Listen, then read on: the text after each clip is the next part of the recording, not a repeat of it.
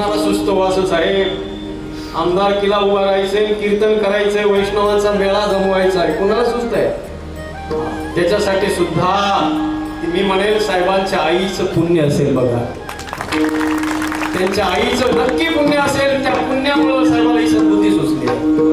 नाही तर आजकाल लोक विधानसभेला उभं राहायचं म्हणलं की इकडे झिन्नंचे कार्यक्रम असतात किती कमी. बालाजी पाटील तर अध्यात्माचं काम करणारी व्यक्ती आहे. नक्कीच भोलेनाथ माझा त्यांच्या पाठीमागे, ज्ञानोबाराय तुकोबारायांचे, भगवान बाबांचे आशीर्वाद साहेब तुमच्या पाठीमागे. विठ्ठल विठ्ठल जय